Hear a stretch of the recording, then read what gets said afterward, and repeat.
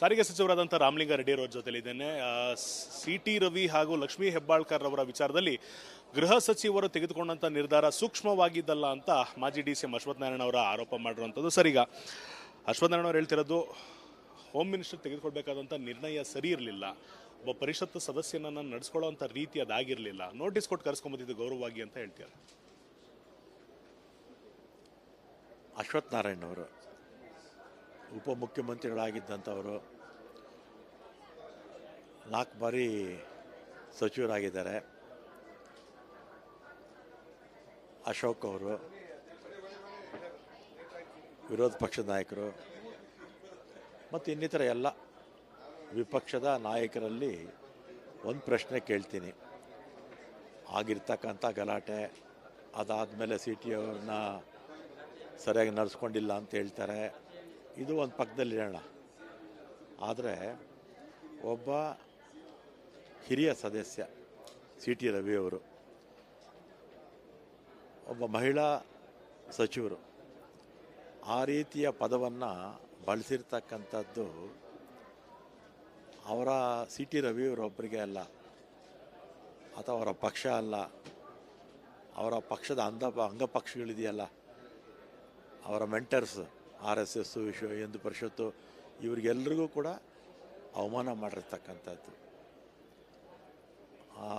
ಆ ಪದವನ್ನು ಇಡೀ ದೇಶದ ಯಾವುದೇ ಸಂಸತ್ತಲ್ಲಾಗಲಿ ಅಥವಾ ಯಾವುದೇ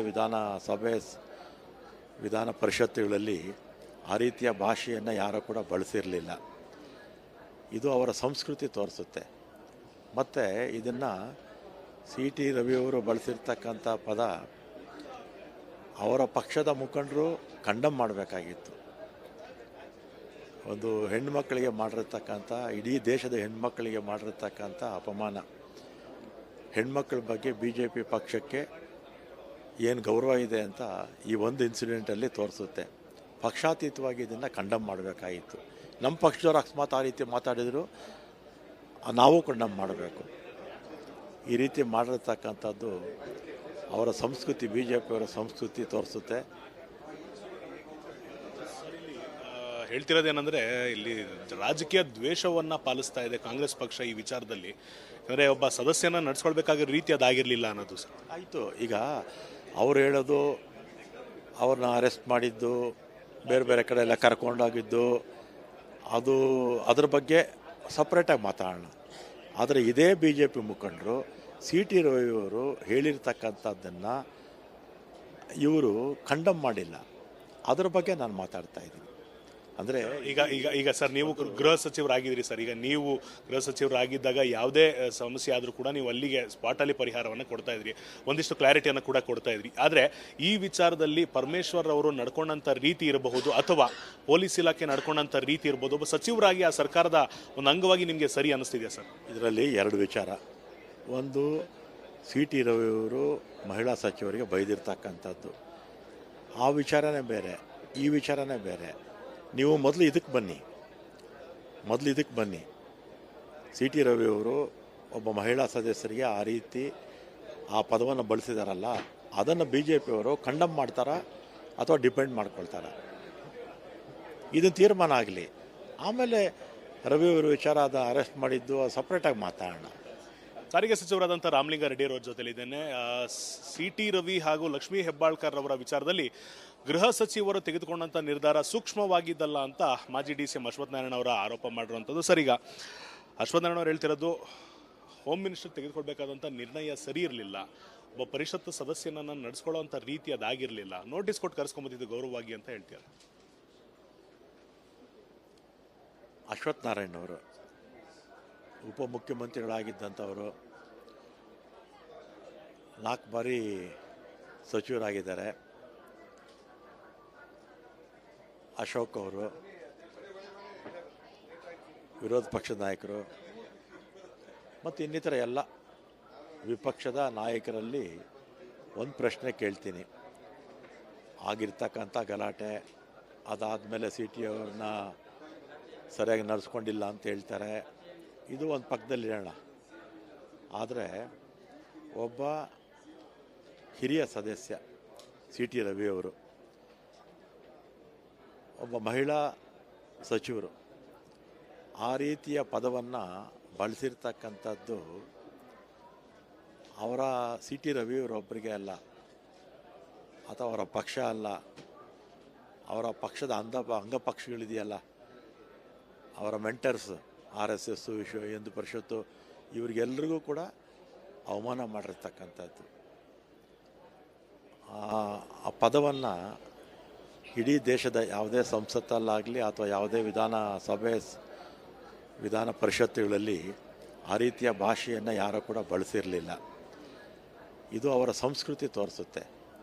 ಮತ್ತು ಇದನ್ನು ಸಿ ಟಿ ರವಿಯವರು ಬಳಸಿರ್ತಕ್ಕಂಥ ಪದ ಅವರ ಪಕ್ಷದ ಮುಖಂಡರು ಕಂಡಮ್ ಮಾಡಬೇಕಾಗಿತ್ತು. ಒಂದು ಹೆಣ್ಮಕ್ಕಳಿಗೆ ಮಾಡಿರ್ತಕ್ಕಂಥ, ಇಡೀ ದೇಶದ ಹೆಣ್ಮಕ್ಕಳಿಗೆ ಮಾಡಿರ್ತಕ್ಕಂಥ ಅಪಮಾನ. ಹೆಣ್ಮಕ್ಳ ಬಗ್ಗೆ BJP ಪಕ್ಷಕ್ಕೆ ಏನು ಗೌರವ ಇದೆ ಅಂತ ಈ ಒಂದು ಇನ್ಸಿಡೆಂಟಲ್ಲಿ ತೋರಿಸುತ್ತೆ. ಪಕ್ಷಾತೀತವಾಗಿ ಇದನ್ನು ಕಂಡಮ್ ಮಾಡಬೇಕಾಗಿತ್ತು. ನಮ್ಮ ಪಕ್ಷದವ್ರು ಅಕಸ್ಮಾತ್ ಆ ರೀತಿ ಮಾತಾಡಿದರು, ನಾವು ಕಂಡಮ್ ಮಾಡಬೇಕು. ಈ ರೀತಿ ಮಾಡಿರ್ತಕ್ಕಂಥದ್ದು ಅವರ ಸಂಸ್ಕೃತಿ, BJP ಅವರ ಸಂಸ್ಕೃತಿ ತೋರಿಸುತ್ತೆ. ಹೇಳ್ತಿರೋದೇನೆಂದರೆ, ಇಲ್ಲಿ ರಾಜಕೀಯ ದ್ವೇಷವನ್ನು ಪಾಲಿಸ್ತಾ ಇದೆ ಕಾಂಗ್ರೆಸ್ ಪಕ್ಷ ಈ ವಿಚಾರದಲ್ಲಿ. ಅಂದರೆ ಒಬ್ಬ ಸದಸ್ಯನ ನಡೆಸ್ಕೊಳ್ಬೇಕಾಗಿರೋ ರೀತಿ ಅದಾಗಿರಲಿಲ್ಲ ಅನ್ನೋದು ಸರ್. ಆಯಿತು, ಈಗ ಅವ್ರು ಹೇಳೋದು, ಅವ್ರನ್ನ ಅರೆಸ್ಟ್ ಮಾಡಿದ್ದು, ಬೇರೆ ಬೇರೆ ಕಡೆ ಎಲ್ಲ ಕರ್ಕೊಂಡೋಗಿದ್ದು, ಅದ್ರ ಬಗ್ಗೆ ಸಪ್ರೇಟಾಗಿ ಮಾತಾಡೋಣ. ಆದರೆ ಇದೇ BJP ಮುಖಂಡರು ಸಿ ಟಿ ರವಿಯವರು ಹೇಳಿರ್ತಕ್ಕಂಥದ್ದನ್ನು ಇವರು ಕಂಡಮ್ ಮಾಡಿಲ್ಲ. ಅದರ ಬಗ್ಗೆ ನಾನು ಮಾತಾಡ್ತಾ ಇದ್ದೀನಿ. ಅಂದರೆ ಈಗ ಸರ್, ನೀವು ಗೃಹ ಸಚಿವರಾಗಿದ್ದೀರಿ ಸರ್. ಈಗ ನೀವು ಗೃಹ ಸಚಿವರಾಗಿದ್ದಾಗ ಯಾವುದೇ ಸಮಸ್ಯೆ ಆದರೂ ಕೂಡ ನೀವು ಅಲ್ಲಿಗೆ ಸ್ಪಾಟಲ್ಲಿ ಪರಿಹಾರವನ್ನು ಕೊಡ್ತಾ ಇದ್ರಿ, ಒಂದಿಷ್ಟು ಕ್ಲಾರಿಟಿಯನ್ನು ಕೂಡ ಕೊಡ್ತಾ ಇದ್ರಿ. ಆದರೆ ಈ ವಿಚಾರದಲ್ಲಿ ಪರಮೇಶ್ವರ್ ಅವರು ನಡ್ಕೊಂಡಂಥ ರೀತಿ ಇರಬಹುದು, ಅಥವಾ ಪೊಲೀಸ್ ಇಲಾಖೆ ನಡ್ಕೊಂಡಂಥ ರೀತಿ ಇರ್ಬೋದು, ಒಬ್ಬ ಸಚಿವರಾಗಿ ಆ ಸರ್ಕಾರದ ಒಂದು ಅಂಗವಾಗಿ ನಿಮಗೆ ಸರಿ ಅನ್ನಿಸ್ತಿದೆಯಾ ಸರ್? ಇದರಲ್ಲಿ ಎರಡು ವಿಚಾರ. ಒಂದು, ಸಿ ಟಿ ರವಿಯವರು ಮಹಿಳಾ ಸಚಿವರಿಗೆ ಬೈದಿರ್ತಕ್ಕಂಥದ್ದು, ಆ ವಿಚಾರನೇ ಬೇರೆ, ಈ ವಿಚಾರನೇ ಬೇರೆ. ನೀವು ಮೊದಲು ಇದಕ್ಕೆ ಬನ್ನಿ. ಸಿ ಟಿ ರವಿಯವರು ಒಬ್ಬ ಮಹಿಳಾ ಸದಸ್ಯರಿಗೆ ಆ ರೀತಿ ಆ ಪದವನ್ನು ಬಳಸಿದಾರಲ್ಲ, ಅದನ್ನು BJP ಅವರು ಕಂಡಮ್ ಮಾಡ್ತಾರಾ ಅಥವಾ ಡಿಪೆಂಡ್ ಮಾಡ್ಕೊಳ್ತಾರ, ಇದನ್ನು ತೀರ್ಮಾನ ಆಗಲಿ. ಆಮೇಲೆ ರವಿಯವರು ವಿಚಾರ ಅರೆಸ್ಟ್ ಮಾಡಿದ್ದು ಸಪ್ರೇಟಾಗಿ ಮಾತಾಡೋಣ. ಇಷ್ಟಾಗಿದ್ದು ಸಚಿವರಾದಂಥ ರಾಮಲಿಂಗಾರೆಡ್ಡಿರವರ ಮತ್ತು ಕ್ಯಾಮರಾ ಪರ್ಸನ್ ದೀಪಕ್ ಜೊತೆ ಅಭಿಷೇಕ್ BB, ರಿಪಬ್ಲಿಕ್ ಕನ್ನಡ, ಬೆಂಗಳೂರು. ಪರಿಷತ್ ಕಲಾಪದಲ್ಲಿ ಪ್ರತಿಧ್ವನಿಸಿದೆ ಕಣ್ಣೀರ ಖಾನಾಪುರ. ರಿಪಬ್ಲಿಕ್ ಕನ್ನಡ ಸುದ್ದಿವಾಹಿನಿ ತಂಡ ಕಣ್ಣೀರ ಖಾನಾಪುರ ಅಭಿಯಾನದ ಮೂಲಕ ಒಂದು ಗ್ರೌಂಡ್ ರಿಪೋರ್ಟ್ ಮಾಡಿ ಕಾಡಂಚಿನ ಜನರ ಬದುಕು ಬವಣೆಯನ್ನು ತೆರೆದಿಟ್ಟಿದೆ. ಒಂದ್ಸಲಿ ವೋಟಿಂಗ್ ತಗೊಂಡ್ರೆ ಕೆಲಸ ಮುಗಿದ್ರಿ ಸರ್. ಹೆಣ್ಮಕ್ಳು ರಾತ್ರಿ ಹೊರಗಡೆ ಹೋಗೋದಕ್ಕೆ ಭಯ ಪಡ್ತಾರೆ. ಹೆಸರಿಗಷ್ಟೇ MLAಗಳು ರೊಕ್ಕ ಮಾಡ್ಕೊಂಡು ಹೊಂಟಾರ. ಜನರನ್ನ ಈ ರೀತಿ ಸ್ಟ್ರಕ್ಚರ್ಗಳ ಮೂಲಕ ತೆಗೆದುಕೊಂಡು ಹೋಗ್ತಾರೆ ಅಂತ ಹೇಳಿದ್ರೆ ನಮಗೆ ನಾಚಿಕೆ ಆಗಬೇಕು. ಒಂದೊಂದು ಪರಿವಾರಕ್ಕೆ 15 ಲಕ್ಷ ರೂಪಾಯಿ ಕೊಡ್ತೀವಿ. ಶಿಫ್ಟ್ ಮಾಡುವಂಥದ್ದಕ್ಕೆ ಸರ್ಕಾರ ಅನುಮೋದನೆ ಕೊಡ್ತದೆ ಅನ್ನುವಂಥ ಭರವಸೆಯನ್ನು ಕೊಟ್ಟಿದ್ದೇನೆ. ನಾವು ನಿರಂತರವಾಗಿ ಕಣ್ಣೀರ ಖಾನಾಪುರ ಅನ್ನೋ ಶೀರ್ಷಿಕೆ ಅಡಿಯಲ್ಲಿ ಮಾಡಿದಂತ ವರದಿ ಮ್ಯಾಸಿವ್ ಇಂಪ್ಯಾಕ್ಟ್ ಆಗಿದೆ. ರಿಪಬ್ಲಿಕ್ ಕನ್ನಡ, ಇದು ನಿಮ್ಮ ಧ್ವನಿ.